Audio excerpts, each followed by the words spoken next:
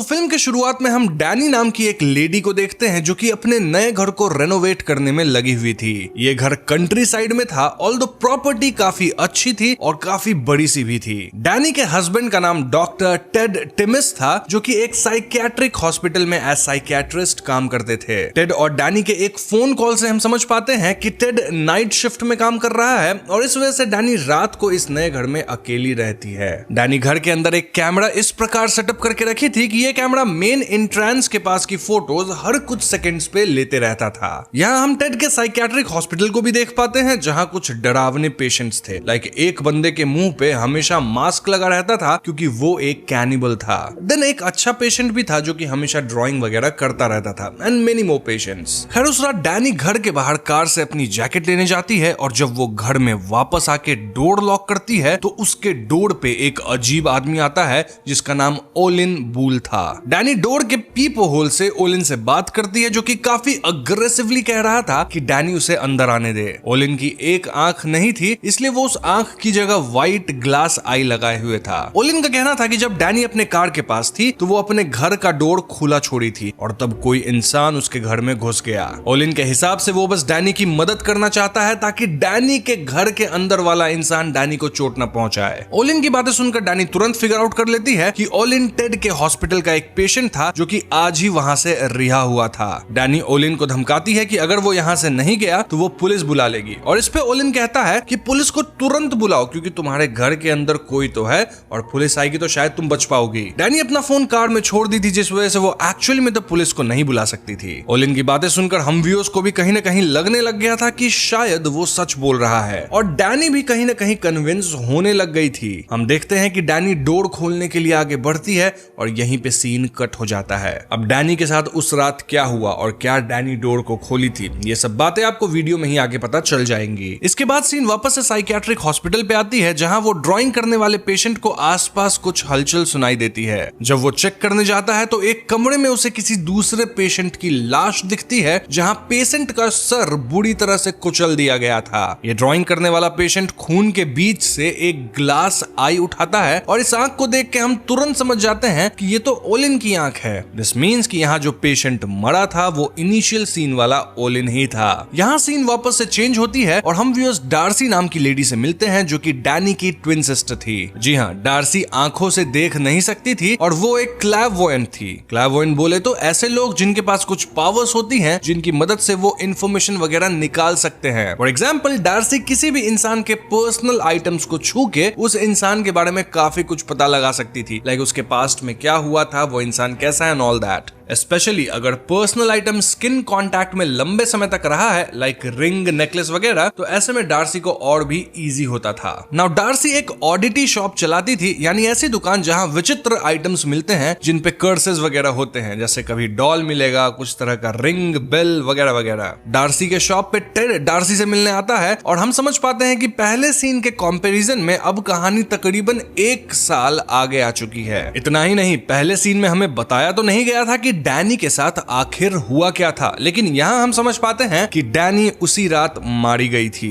Now Darcy और Ted की बातों से हमें अंदाजा लगता है कि डार्सी टेड से ओलिन की कुछ पर्सनल आइटम रिक्वेस्ट की थी ताकि डार्सी उस पर्सनल आइटम को छू के ये पता लगा सके कि आखिर ओलिन उसकी बहन डैनी को क्यों मारा था और अगर मार भी दिया तो क्या ओलिन को उस बात का कोई रिग्रेट है भी या नहीं। और क्योंकि अब ओलिन मर चुका था तो टेड उसकी वो ग्लास आई लेके डार्सी को देने आया था। Now being a doctor, Ted को डार्सी के इन जादू, टूना और कर्सेस वाली बातों पे बिल्कुल यकीन नहीं था। स्टिल वो डार्सी के लिए ओलिन की ग्लास आई लेके आ गया था। डार्सी यहाँ टेड को अपने शॉप में रखे कर्स्ड ऑब्जेक्ट की कहानी भी बताती है, which was a concierge bell. Concierge bell वो चीज होती है जिसे हम अक्सर होटल्स के रिसेप्शन पे देखते हैं। वो होती है ना, प्रेस कर दो बेल तो बेल की आवाज सुन के जो स्टाफ होगा या फिर जो बेल बॉय वो आ जाता है। खैर कहानी ये थी कि एक आदमी अपनी पूरी जिंदगी एज बेल बॉय काम किया था और एक बार उसके होटल पे एक ड्रंक गेस्ट आता है जो कि उस बेल बॉय को सीढ़ियों पे गोली मार के उसका गर्दन तोड़ देता है। तो बेल बॉय के के मरने के बाद होटल में दूसरा बेल बॉय हायर किया जाता है, लेकिन नेक्स्ट टाइम जब बेल को बजाया गया तो मरने वाले बेल बॉय की घोस्ट आती है जो कि बेल बजाने वाले को मार गिराती है। बेसिकली डार्सी का कहना था कि अगर इस शापित बेल को बजाया गया तो बेल बॉय आ जाएगा और उस इंसान को मार देगा जिसने बेल को बजाया। नाउ ऑफ कोर्स टेड इस बात पे यकीन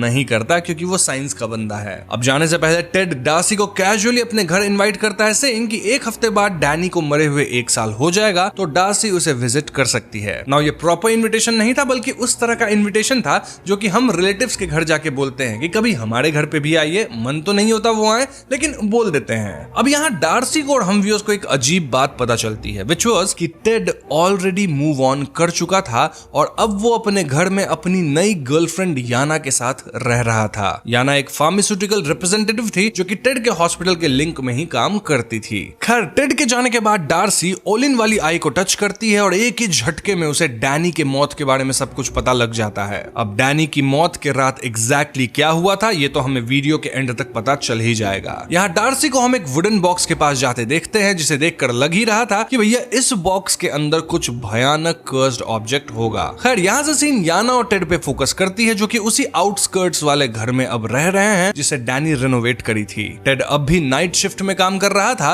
और याना का कहना था कि उसे रात में इस घर में रहने में डर लगता है। याना के पास डैनी वाली कैमरा थी जिसमें डैनी और टेड की फोटोज एंड वीडियोस थी, but the weird thing was कि याना 2 दिन पहले उस कैमरे से एक रैंडम फोटो ली थी और उस फोटो में भी डैनी समहाउ दिख रही थी। ध्यान रहे डैनी 1 साल पहले मर चुकी है तो रीसेंट फोटो में कैसे दिख रही है। टेड याना की बातों को सुन के इग्नोर करता है और वो काम पे जाने के लिए रेडी होने लगता है। इस पॉइंट पे याना रिवील करती है कि आज उनके घर पे एक पार्सल आया है which was this wooden box जिसे हम डार्सी के शॉप पे देखे थे। ये पार्सल डार्सी ही भिजवाई थी। इनफैक्ट तभी एकदम से डार्सी यहाँ टेड के घर के बाहर पहुंच गई थी। जी हाँ दोस्तों, डार्सी को यहाँ देख याना और टेड खुश नहीं थे, लेकिन डार्सी का कहना था कि उसे टेड ही तो इनवाइट किया था कि 1 हफ्ते बाद शी कैन विजिट। टेड और याना इनडायरेक्टली डार्सी को कई हिंट्स देते हैं कि वो यहाँ से चली जाए क्योंकि टेड नाइट शिफ्ट के लिए निकल रहा है। देन याना रात को इस घर में नहीं रहेगी, रादर टाउन में जाएगी, बट डार्सी वाज लाइक कि मैं अकेले यहाँ रह लूंगी। अब गेस्ट ऐसे जिद पे अड़ जाएंगे तो कोई क्या ही कर सकता है, इसलिए टेड कहता है कि ठीक है डार्सी तुम यहाँ रह लो। जस्ट दैट डार्सी बिल्कुल अकेली होगी एंड डार्सी को इस बात से कोई प्रॉब्लम नहीं थी। टेड यहाँ डार्सी द्वारा भिजवाया गया वुडन बॉक्स भी ओपन करता है जिसके अंदर एक अजीब सी अगली बड़ी सी मैनिक्विन थी। आई मीन इस मैनिक्विन को देख के ऐसा लग रहा था मानो ये लाइफ साइज डरावनी सी मम्मी है।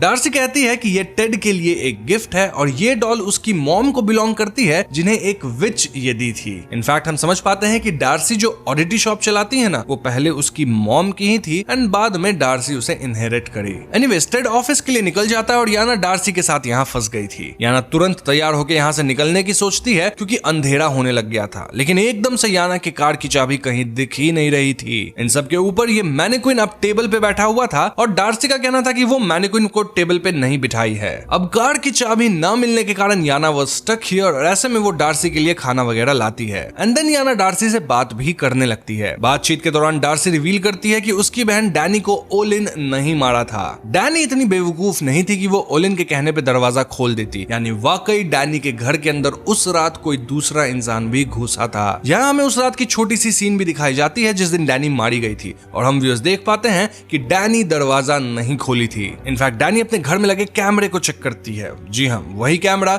जो कि हर कुछ सेकंड्स पे मेन एंट्रेंस की फोटो लेता था और इन फोटोज में डैनी एक्चुअली में एक इंसान को घर के अंदर दाखिल होते देखती है। ऐसे में डैनी डर के एक टेंट के अंदर चली जाती है जो कि इस घर में लगी हुई थी, लेकिन जब वो टेंट ओपन करती है तो बाहर वो एक मास्क्ड आदमी को देखती है जिसके हाथ में एक हथौड़ा था। अगले ही क्षण ये मास्क्ड आदमी हथौड़े से डैनी को मार गिराता है। Coming to present, Yana Darcy द्वारा बताई गई इस बात पे यकीन नहीं करती। इनफैक्ट याना ये तक यकीन नहीं करती कि डार्सी पर्सनल ऑब्जेक्ट्स को छू के किसी इंसान का पास्ट पता कर सकती है। याना डार्सी से पूछती है कि अगर डैनी को ओलिन नहीं मारा तो आखिर कौन मारा। इस पे डार्सी कहना था कि डैनी को टेड के हॉस्पिटल में काम करने वाला एक ऑर्डरली मारा है जिसका नाम है इवान। इस पॉइंट पे हम भी उसको इवान के कुछ सीन्स दिखाए जाते हैं जहां वो हॉस्पिटल के अंदर पेशेंट्स के साथ बुरा सलूक करता है और हम ये भी देख पाते हैं कि इवान टेड से काफी क्लोज है। इवान और टेड की बातों से हम समझ पाते हैं कि कुछ दिन पहले ही इवान डार्सी से मिला था and he was shocked to see कि डार्सी और डैनी का चेहरा कितना ज्यादा सिमिलर है except for eyes and hair style of course. Anyways, coming back to Yana and Darcy, Darcy Yana से पूछती है कि वो टेड को कब से डेट कर रही है और क्या वो टेड को तब भी डेट कर रही थी जब डैनी जिंदा थी। इस सवाल को सुनकर याना थोड़ा अनकंफर्टेबल फील करती है और वो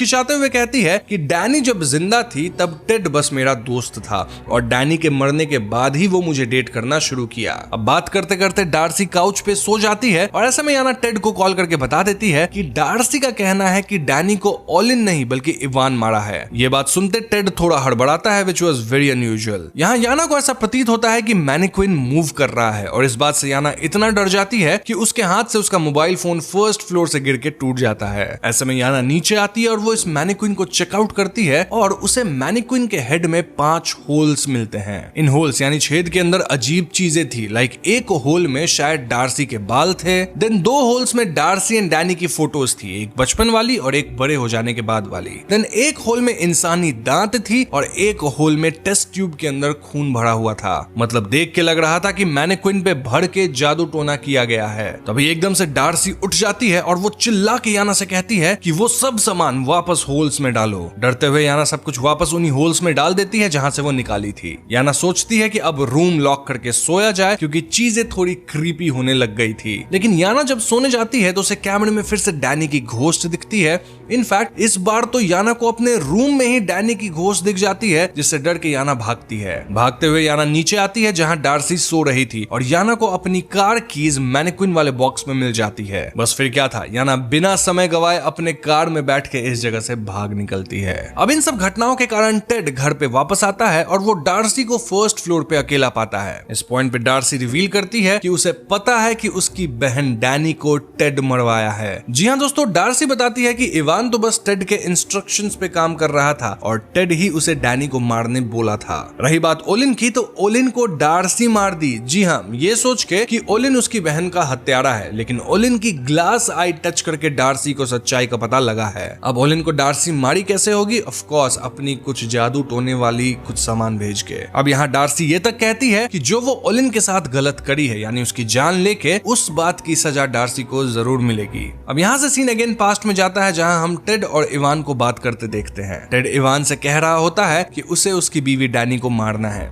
क्यों मारना है? क्योंकि टेड का याना के साथ चक्कर चलने लग गया था और टेड इस बारे में डैनी से फेस टू फेस बात नहीं करना चाहता था। टेड के हिसाब से डैनी उससे बहुत प्यार करती है और वो उसे छोड़ नहीं पाएगी, वो एकदम हार्ट ब्रोकन हो जाएगी। अब ये सुन के इवान उस टाइम कहा था कि इस बात के लिए डैनी को मारने की क्या जरूरत है, डिवोर्स ले लो। इस पर टेड कहता है कि टेड अपना सारा पैसा इस नए घर में डाल दिया है और अगर डिवोर्स हुआ तो ये घर पूरा उसका नहीं हो पाएगा, इसलिए डैनी का मरना जरूरी है। अब टेड और इवान की ये बातें ओलिन सुन लिया था और वो उसी दिन हॉस्पिटल से रिहा हो रहा था। इसीलिए ओलिन सीधा डैनी के घर पहुंचा और उसे बचाने की कोशिश किया था, लेकिन ओलिन डैनी को बचा नहीं पाया। इनफैक्ट डैनी के कत्ल का इल्जाम ओलिन के सर पे ही डाल दिया गया और ओलिन फिर से हॉस्पिटल में बंद हो गया। Coming to present, Ted was shocked कि डार्सी ये सब बात जान गई थी। स्टिल वो ऐसा एक्ट करता है मानो वो बिल्कुल भी कातिल नहीं है और डार्सी ही पागल है। डार्सी टेड से कहती है कि क्या तुम अब इवान के हाथों मुझे मरवाओगे? भेजो इवान को, उसको तो मैं खुद ही मार डालूंगी। ये सब सुन के टेड डार्सी से कहता है कि वो डार्सी के सामने एक फोन रख के जा रहा है जिसपे वो उस डिटेक्टिव से कॉल करवाएगा जो कि इस केस का इंचार्ज था। डिटेक्टिव डार्सी को सारे सबूत दिखा देगा विच पॉइंट्स की कातिल ओलिन ही था। अब टेड यहाँ एक चालाकी किया था, वो फोन और डार्सी के बीच एक ट्रैप डोर खोल दिया था, यानी डार्सी के सामने एक बड़ा होल था जिसके थ्रू वो गिर सकती थी और क्योंकि डार्सी ब्लाइंड थी वो ये होल देख भी नहीं पाती। इसके बाद टेड हॉस्पिटल जाके अपने फोन पे खुद ही कॉल करता है और जैसे ही डार्सी फोन लेने आगे बढ़ती है वो फर्स्ट फ्लोर से होल के थ्रू नीचे गिर के बुरी तरह से चोटिल हो जाती है। वहीं हॉस्पिटल में टेड इवान से बात करके उससे पूछता है कि क्या वो डार्सी को जाके सब कुछ बता दिया है, क्योंकि समहाउ डार्सी सारा सच जान गई है और ये सच सिर्फ और सिर्फ इवान और टेड ही जानते थे। अब अगर आपको याद हो तो इवान कहा था कि वो रिसेंटली डार्सी से मिल चुका है, बट इवान यहाँ क्लियरली कहता है कि वो डार्सी से मिला जरूर था लेकिन उसे कुछ बताया नहीं। टेड जो कि जादू टोना में यकीन नहीं करता था, उसे इवान पे ही अब शक होने लग गया था। जो भी हो, टेड इवान को अपने घर भेजता है ताकि अगर डार्सी समहाउ जिंदा बच गई है होल से गिरने के बाद भी तो इवान उसे खत्म कर दे। सो यस, इवान घर पे आता है और वो डार्सी को बहुत चोटिल हालत में पाता है। आई मीन डार्सी कुछ ही देर में पक्का मारी जाती, उसका काफी ब्लड लॉस हो चुका था। डार्सी यहाँ किसी तरह अपने हाथ से कुछ एक्शंस करती है मानो किसी तरह के रिचुअल को वो अंजाम दे रही हो और डार्सी के ऐसा करते ही वो मैनिक्विन जिंदा होके इवान पे हमला कर देता है। जी हाँ दोस्तों, इसी दौरान डार्सी भी जिंदा नहीं बच पाती और मरने से पहले वो अपनी बहन डैनी के स्पिरिट को स्माइल करते देखती है। दिस शोज कि डैनी की स्पिरिट इसी घर में थी, ऑल्दो उसकी स्पिरिट इतनी पावरफुल नहीं थी कि वो वो अपना बदला ले सके या किसी को चोट पहुंचा सके। एनीवेज यहाँ सीन कट होकर सीधा हॉस्पिटल पे आता है जहां इवान एडमिटेड था। यस, इवान मैनिक्विन के हमले से मरा नहीं था, ऑल्दो बुरी तरह चोटिल जरूर हो गया था, जिस वजह से वो हॉस्पिटल में है। अब ये टेड वाला ही हॉस्पिटल था और इवान से मिलने टेड आता है और इवान यहाँ क्लियरली कहता है कि वो मैनिक्विन जिंदा होके इवान पे अटैक किया। अब इस बात पे टेड को यकीन नहीं होता। इनफैक्ट टेड कहता है कि उस रात टेड घर पे वापस आया था और वो उस मैनिक्विन को जला दिया, और जब टेड मैनिक्विन को जला रहा था तो मैनिक्विन बिल्कुल भी मूव नहीं हुई, लेकिन इवान पे तो मैनिक्विन ही हमला किया था, जिससे इवान बहुत ज्यादा डर गया था। नाउ टेड सतर्क तब होता है जब इवान डरते हुए कहता है कि उसे अपने पाप को अब कबूल करना है, यानी इवान कन्फेस करना चाहता था, और इवान के ऐसा करने से टेड भी फंस जाता ना। इसलिए टेड इवान के कमरे में अपने हॉस्पिटल के सबसे खतरनाक पेशेंट को छोड़ देता है, जो कि ऑफ कोर्स एक कैनिबल था, यानी वो पेशेंट इवान को मार के खा गया होगा। So yes, we can say कि इवान भी मारा गया। अब खैर, इसके बाद टेड को हम अपने घर पे आते देखते हैं और फोन के वॉइस मेल से हम समझ पाते हैं कि याना टेड से ब्रेकअप कर चुकी है। क्यों? क्योंकि टेड के घर में डैनी मरी, देन डार्सी मरी, और ऐसे घर में या ऐसे इंसान के साथ कौन रहेगा जिसके इर्द गिर्द औरतें मरती जा रही हैं। टेड यहाँ अपने घर के अंदर जाता है और उसे यहाँ एक पार्सल मिलता है जो कि ऑडिटी शॉप से आया था। इस पार्सल को ओपन करने पे टेड को वही कॉन्सियर्ज वाली बेल मिलती है जो कि डार्सी अपने शॉप पे उसे दिखाई थी। टेड इस बेल को देखता है और उसके मन में फिर से साइंस वर्सेस घोस्ट्स वाली थॉट्स दौड़ने लगती है। अब क्योंकि टेड साइंस की तरफ से था, वो इस बेल को बजा देता है एंड देन आसपास चेक करता है कि क्या वाकई बेल बॉय की घोस्ट उसे मारने आ गई है। आसपास कोई हलचल नहीं होती, ना ही कोई घोस्ट आता है, जिससे टेड अपने आप पे मुस्कुराता है एंड देन चैन की सांस लेता है, रेस्ट करने लगता है। मूवी के आखिरी सीन में हम टेड को आराम से बैठे देखते हैं और उसके पीछे बेल बॉय का घोस्ट खड़ा था। ऑडिटी फिल्म यहीं पे खत्म हो जाती है। तो दोस्तों, ये थी ऑडिटी फिल्म की कहानी एंड एंडिंग की बात की जाए तो टेड अपने गुरूर में बेल को बजाया और इससे वाकई बेल बॉय का घोस्ट आ चुका है जो कि अब टेड को मार देगा। ऑफ कोर्स ये कर्स्ड बेल को भेजने वाला प्लान डार्सी का ही बैकअप प्लान जैसा होगा कि इन केस वो अपने हाथों से अगर टेड को नहीं मार पाती है तो बैकअप में भी एक कर्स्ड बेल है जो कि अपना काम करेगा। टेड जो कि साइंस में यकीन करता था और जिसे लग रहा था कि डार्सी को सारी बातें इवान बताया है, वो अपने पॉइंट को प्रूव करने के लिए अपने मन के अंदर उस बेल को दबा दिया जो कि उसे नहीं करना चाहिए था। रही बात फिल्म की, तो फिल्म की कहानी काफी सिंपल है, जहां टेड अपनी बीवी डैनी को अपने स्टाफ इवान के हाथों मरवा दिया क्योंकि टेड का याना के साथ चक्कर चलने लग गया था। अब डैनी की बहन डार्सी कर्स्ड ऑब्जेक्ट्स वगैरह में डील करती थी और उसे पता लग गया कि टेड ही डैनी को मरवाया है, इसलिए वो इवान और टेड से बदला लेने आई, लेकिन इस दौरान वो खुद भी मारी गई। और तो डार्सी का बैकअप प्लान जरूर काम कर जाएगा, जहां बेल बॉय की घोस्ट टेड को खत्म कर देगा। रही बात कि याना को क्यों जिंदा छोड़ दिया गया, तो याना का डैनी को मारने में कोई हाथ नहीं था, वो तो बस टेड के प्यार में फंस गई थी और याना को खुद भी नहीं पता था कि टेड किस तरह की हरकतें करता है। अब रही बात कि क्या ऑडिटी फिल्म वाकई इस साल की सबसे डरावनी फिल्म है, मुझे ये फिल्म डरावनी तो बिल्कुल भी नहीं लगी, लेकिन मैं इस बात से जरूर अग्री करूंगा कि फिल्म वाकई में अच्छी है और यहाँ टेंशन जरूर बिल्ड होता है।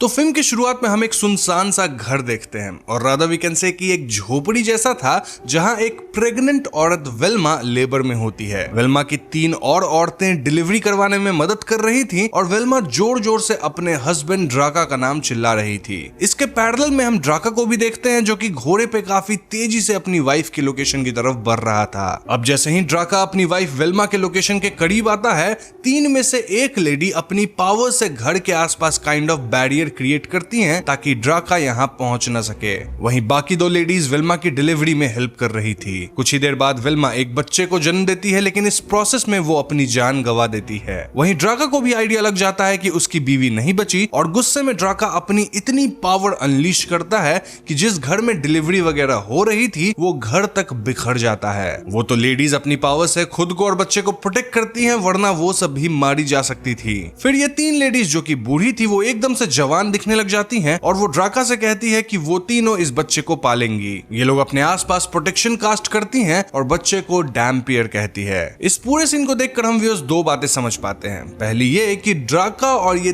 3 लेडीज नॉर्मल ह्यूमंस नहीं बल्कि वैम्पायर्स हैं और वैम्पायर में भी कोई ऐसे वैसे वैम्पायर नहीं बल्कि बहुत पावरफुल वाले। देन ड्राका की बीवी एक नॉर्मल ह्यूमन थी और जब वैम्पायर एंड ह्यूमन का बच्चा होता है तो उसे डैम्पियर कहा जाता है। अब इसमें भी कुछ कंडीशंस हैं, लाइक हर वैम्पायर ह्यूमंस के साथ बच्चा नहीं कर सकता। एंड देन डैम्पियर की अपनी खास पावर्स होती है। इन सब पे हम वीडियोस में आगे तो बात करेंगे ही। अब यहाँ से कहानी कई साल आगे आ जाती है, यानी 1990s में, जब बल्कन वॉर चल रहा था। हमें योरवोलॉक शहर का नजारा दिखाया जाता है जहाँ आर्मी के कुछ लोग एंट्री लेते हैं। इन सोल्जर्स का कमांडर था कुरियक, और कुरियक के दो सोल्जर्स कहानी के लिए इंपॉर्टेंट हैं, जिनके नाम है लजार और स्टेफान। अब सोल्जर्स देख पाते हैं कि योरवोलॉक में सभी इंसान मृत थे। इनफैक्ट लोकल चर्च के अंदर तो इंसानों के लाश की ढेर लगी हुई थी। इन लाशों में खून नहीं था, और ये देख हम समझ पाते हैं कि ये काम वैम्पायर्स का था। तभी एकदम से एक बूढ़ा आदमी कुरियक के पास आके चिल्लाने लगता है कि ये काम डेविल का है और हमें डैम्पियर को बुलाना होगा। अब इससे पहले बूढ़ा कुछ और कहता, स्टेफान उसे शूट कर देता है। स्टेफान की इस हरकत से कुरियक काफी गुस्सा होता है, क्योंकि स्टेफान मजे मजे में एक निर्दोष बूढ़े आदमी को मार दिया था। इससे हम ये भी समझ पाते हैं कि स्टेफान सही इंसान नहीं है, जबकि कुरियक अच्छा आदमी है जो कि रूल्स को फॉलो करता है। तो इसके बाद सोल्जर्स और भी यूनिट्स को यहाँ बुलाते हैं ताकि इतने सारे लाशों को दफनाया जा सके। अब यहाँ से सीन यूरी और हार्लन नामक दो बंदे पे शिफ्ट होती है, और ये दोनों लोगों को ठगने का काम करते हैं। I mean, यूरी लोगों को बहकाता है कि गांव शापित है, यहाँ डेविल है, अनडेड आ जाएंगे वगैरह वगैरह, और फिर वो हार्लन को इंट्रोड्यूस करता है सेइंग कि हार्लन ईविल को भगाएगा। एंड देन हार्लन थोड़े रिचुअल वगैरह का नाटक करता है, और फिर वो कहता है कि मैंने ईविल को खत्म कर दिया है। यही करके हार्लन और यूरी पैसे वगैरह कमाते हैं, और इन्हें गाँव से फूड वगैरह भी मिल जाता है। अब दोस्तों, हार्लन को यूरी डैम्पियर कह के बुलाता है, और हम व्यूअर्स तुरंत समझ पाते हैं कि ये ग्रोन अप हार्लन और कोई नहीं बल्कि वही बच्चा है जिसका जन्म मूवी के पहले सीन में हुआ था। जी हाँ, हार्लन वाकई डैम्पियर है,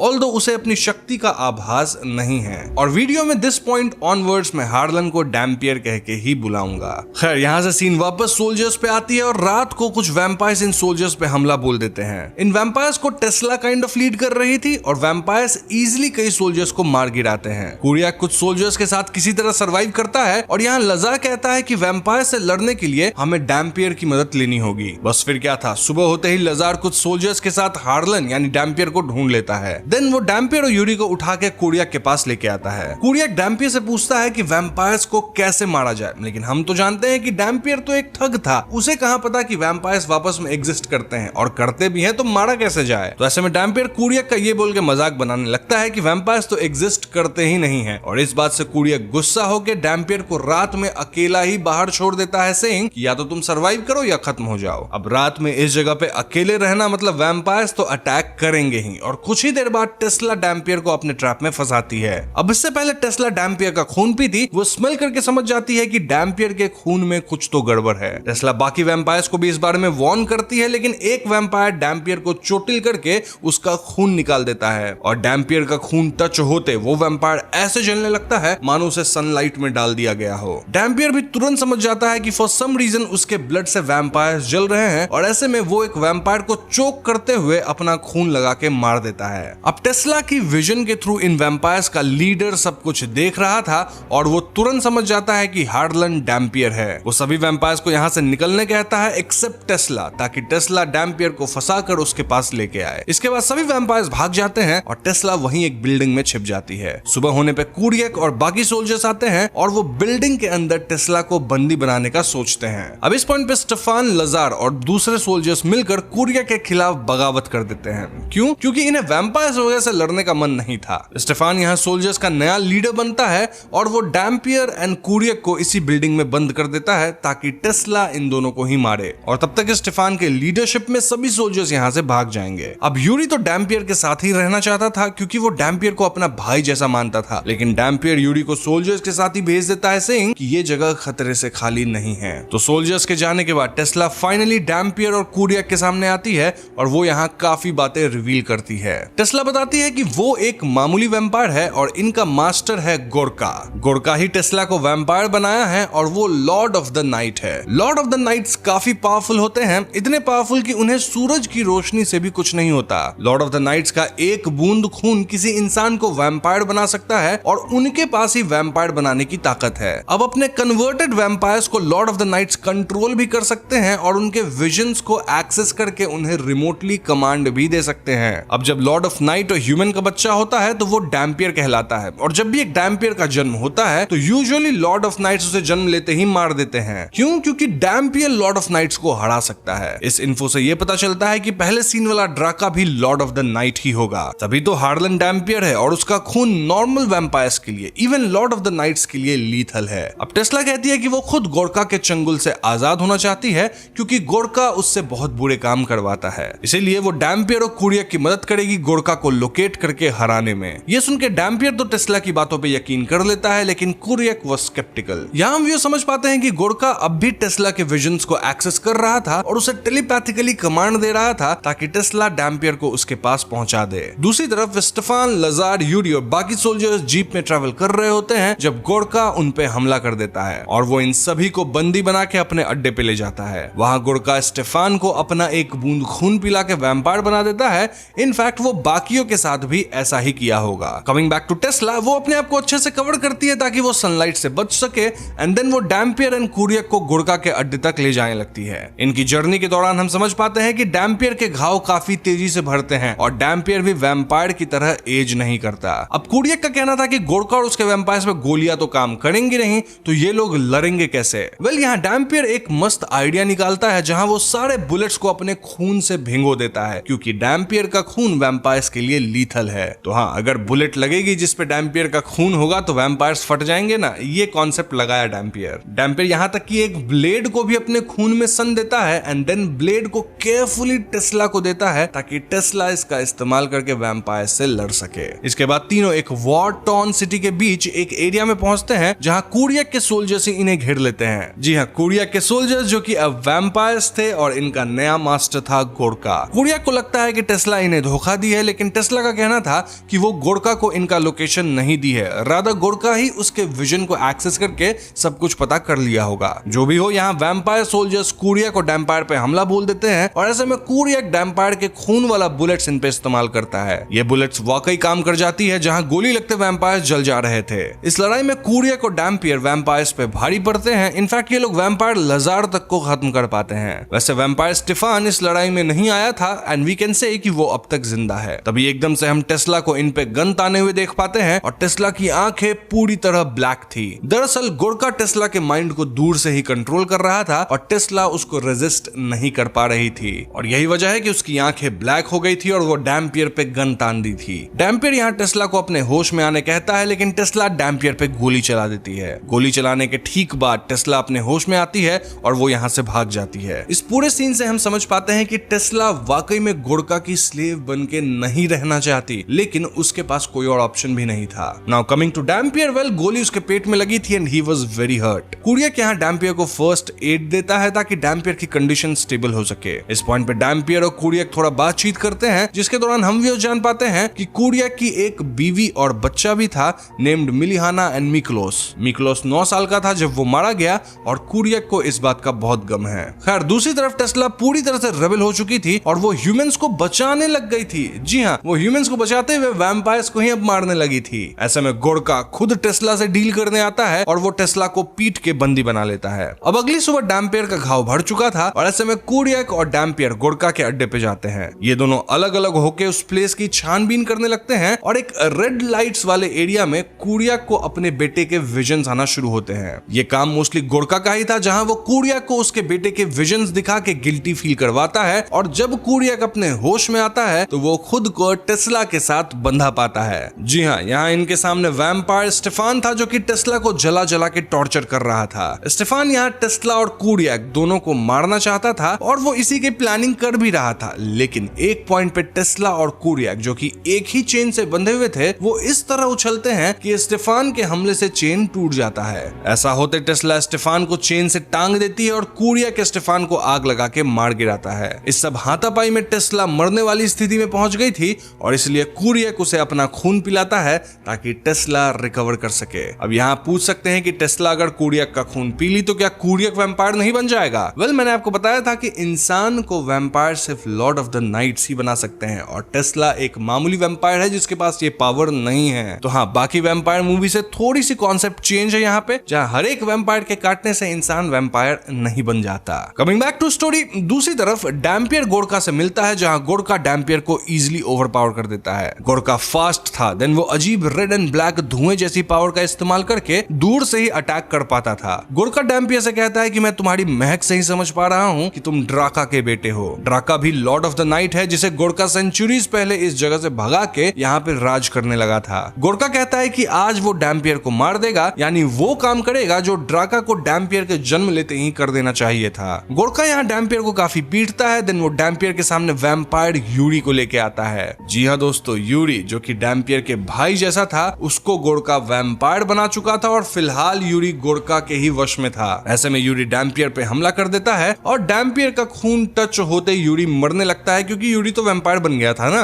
अब अपने एंड मोमेंट में यूरी को थोड़ा सा होश आता है, जहां वो काफी रोता है क्योंकि वो डैम्पियर पे ही हमला किया जो कि उसके भाई समान है। और डैम्पियर भी बहुत रोता है क्योंकि उसकी आंखों के सामने यूरी मारा जाता है। इसके बाद डैम्पियर गुस्से में गोरका पे हमला करता है, लेकिन गोरका अपनी पावर्स से डैम्पियर को चोटिल कर देता है। एंड मौके पे कुरिया को टेस्ला यहाँ आते हैं, लेकिन गोरका इन्हें पलक झपकते ही अपने पावर से हवा में लेविटेट करा देता है एंड देन वॉल से चिपका के बंदी बना लेता है। इस पॉइंट पे ऐसा लगता है मानो गोरका जीत गया है, लेकिन तभी डैम्पियर अपने विजन में अपने पिता और उन 3 लेडीज को देखता है। डैम्पियर के पिता ड्राका कहते हैं कि listen to your blood my son, listen to who you are. Basically वो डैम्पियर को अपनी पावर रियलाइज करने में हेल्प करते हैं, जिसके बाद डैम्पियर का दिल वापस धड़कता है। इससे डैम्पियर का खून उसके शरीर में वापस संचालित होता है और अब डैम्पियर अपने ब्लड के पावर को समझ पा रहा था। डैम्पियर उठ खड़ा होता है और वो गोरका की तरफ बढ़ना शुरू करता है। गोरका तुरंत अपनी पावर्स का इस्तेमाल करता है, लेकिन गोरका के पावर्स का अब डैम्पियर पे ठीक ढंग से असर नहीं हो रहा था। ऐसे में गोरका तुरंत अपनी असली शैतानी फॉर्म में आता है ताकि वो डैम्पियर से अच्छे से लड़ सके। डैम्पियर अपने खून से सने हाथ से गोरका को पीटना शुरू करता है और डैम्पियर का खून लगने से गोरका जलना शुरू हो जाता है। इन द एंड डैम्पियर गोरका का अपने खूनी हाथों से गला दबा देता है, जिससे गोरका मरने लगता है। मरते हुए गोरका कहता है कि मैं मॉर्टल्स के बीच एज गॉड रहता था, लेकिन आज फाइनली मैं डेथ के ब्यूटीफुल ग्लेयर को देख पा रहा हूँ। इसके बाद गोरका मारा जाता है